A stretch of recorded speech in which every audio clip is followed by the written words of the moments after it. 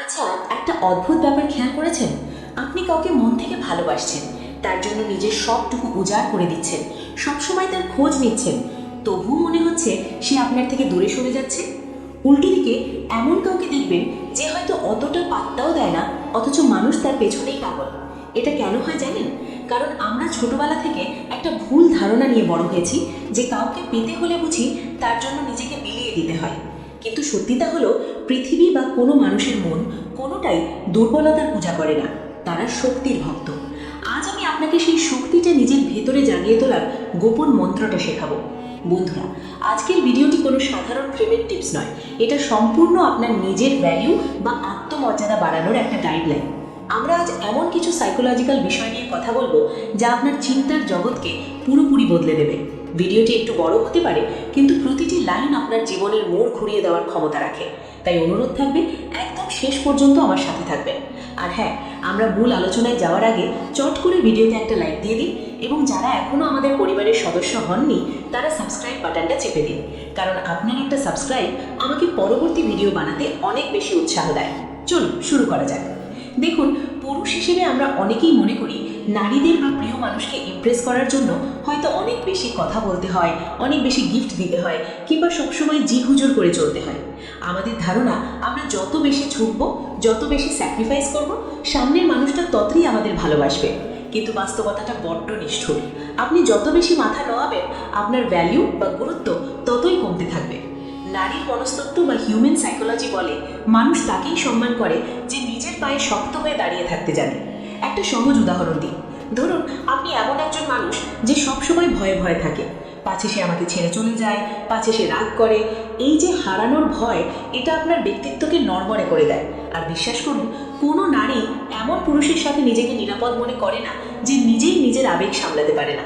মহিলারা এমন পুরুষ চায় না যাকে তাদের ধরে রাখতে হয়, বরং তারা এমন পুরুষ চায় যাকে ধরা বা নাগাল পাওয়া এত সহজ নয়। এখন প্রশ্ন হলো, এই ভ্যালু বা নিজের মূল্য আসলে কি? অনেকে ভাবেন ভ্যালু মানে বুঝি অনেক টাকা, সুন্দর চেহারা বা সিক্স প্যাক বডি। একদমই না। ভ্যালু হলো আপনি নিজেকে নিজের আয়নায় কিভাবে দেখেন। আপনি যদি নিজেকে সম্মান না করেন, তাহলে পৃথিবীর অন্য কেউ আপনাকে সম্মান করবে না, এটা লিখে রাখতে পারেন। একজন পুরুষ যখন নিজের সঙ্গেই স্বাচ্ছন্দ্য বোধ করে, যার একা থাকতে ভয় লাগে না, তার মধ্যে একটা অদ্ভুত আকর্ষণ তৈরি হয়। তাকে মুখে বলে দিতে হয় না যে আমি শক্তিশালী, তার উপস্থিতিই সেটা প্রমাণ করে। ইউটিউবে আপনি হয়তো অনেক ভিডিও দেখেছেন, যেমন হাই ভ্যালু ম্যান সাইকোলজি বা why women leave nice guys. এই ধরনের ভিডিওগুলোতেও কিন্তু একটা কথাই বারবার বলা হয়, আর সেটা হলো নিডস বা প্রয়োজন বনাম চয়েস বা পছন্দ। যখনই আপনি কোনো নারীকে আপনার জীবনের একমাত্র প্রয়োজন বানিয়ে ফেলেন, তখনই আপনি তার কাছে বোরিং হতে শুরু করেন। কেন জানেন? কারণ প্রয়োজনের মধ্যে একটা হাহাকার থাকে, একটা কাঙালপনা থাকে। আপনি যখন ভিখারির মতো ভালোবাসা ভিক্ষা চান, তখন কেউ আপনাকে রাজা ভাববে না। নারীরা চায় একজন পুরুষের ছায়ায় আশ্রয় নিতে, তারা কোনো বাচ্চার দায়িত্ব নিতে চায় না। যখন আপনি অতিরিক্ত ইমোশনাল হয়ে পড়েন, সবসময় তার উপর নির্ভর করেন নিজের খুশির জন্য, তখন সে আপনাকে আর প্রেমিক বা স্বামী হিসেবে দেখে না, সে আপনাকে একটা দায়িত্ব মনে করে। আর যেখানে দায়িত্ব বা বোঝা চলে আসে, সেখান থেকে ভালোবাসা জানালা দিয়ে পালায়। একজন পুরুষের সবচেয়ে বড় শক্তি তার পেশিবহুল শরীর নয়, তার সবচেয়ে বড় শক্তি হলো তার মানসিক স্বাধীনতা। যে পুরুষ এটা বোঝাতে পারে যে তুমি আমার জীবনে আছো, আমি তাতে খুব খুশি, কিন্তু তুমি যদি চলেও যাও, আমি ভেঙে পড়বো না, আমার জীবন থেমে যাবে না। নারীরা এই ধরনের পুরুষের প্রতি চুম্বকের মতো আকৃষ্ট হয়। এটাকে অহংকার ভাববেন না, এটা হলো আত্মবিশ্বাস। নারী জানে এই মানুষটার নিজস্ব একটা জগৎ আছে, আর সেই জগতে প্রবেশ করাটা তার জন্য একটা অর্জনের মতো। এবার আসি একটা খুব শক্তিশালী অস্ত্রে, যেটার নাম হলো নীরবতা। আমরা মনে করি সব কথা বলে দিলেই বুঝি সম্পর্ক ভালো থাকে। ভুল। আপনি যখন সব কথা বলে দেন, নিজেকে একদম খোলা বইয়ের মতো মেলে ধরেন, তখন সামনের মানুষটার আর কিছু জানার বা ভাবার থাকে না। রহস্য যেখানে শেষ, আকর্ষণও সেখানে শেষ। মাঝে মাঝে চুপ থাকতে হয়।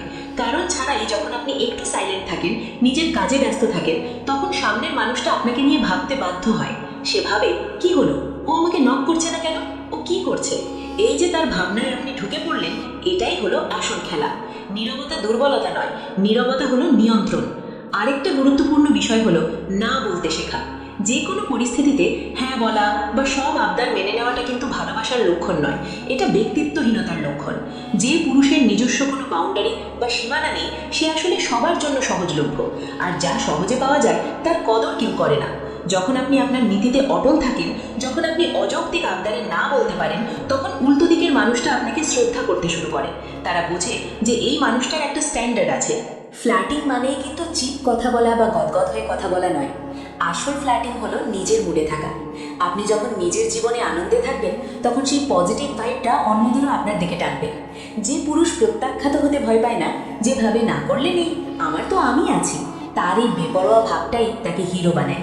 সবশেষে একটা গভীর কথা বলি, যেটা হয়তো আপনার জীবনের মূল মন্ত্র হতে পারে। যতক্ষণ না আপনি নিজের জীবনের হিরো হচ্ছেন, ততক্ষণ কেউ আপনাকে তাদের গল্পের হিরো বানাবে না।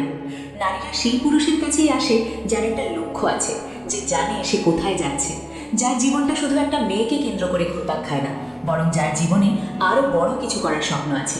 ভালোবাসা কোনো খেলা নয়, এখানে কোনো ট্রিক্স বা টিপস খাটিয়ে কাজ হয় না। এটা আপনার ভেতর থেকে আসা একটা স্থিতি। আপনি কতটা স্থির? ঝড় এলে আপনি কি ভেঙে পড়েন, নাকি পাহাড়ের মতো দাঁড়িয়ে থাকেন? নারী চায় পাহাড়, যে তাকে ঝড়ের হাত থেকে বাঁচাবে, কিন্তু সেই পাহাড়ই যদি নড়বড়ে হয়, সে আশ্রয় নেবে কোথায়? তাই আজ থেকে কাউকে ধরে রাখার চেষ্টা বন্ধ করুন, কাউকে ইমপ্রেস করার জন্য নিজেকে ছোট করা বন্ধ করুন। আপনি নিজের উপর কাজ করুন, নিজের ক্যারিয়ার, নিজের স্বাস্থ্য, নিজের শখগুলোর উপর ফোকাস করুন। আপনি যখন নিজেকে উন্নত করবেন, তখন দেখবেন আপনাকে আর কারো পেছনে ছুটতে হচ্ছে না, উল্টে মানুষ আপনার সঙ্গ পাওয়ার জন্য অপেক্ষা করছে। প্রেম বা ভালোবাসা চেয়ে পাওয়া যায় না, এটাকে অর্জন করতে হয় নিজের ব্যক্তিত্ব দিয়ে। আজ যদি আপনার জীবনে কেউ না থাকে, নিজেকে দোষ দেবেন না, নিজেকে তৈরি করুন।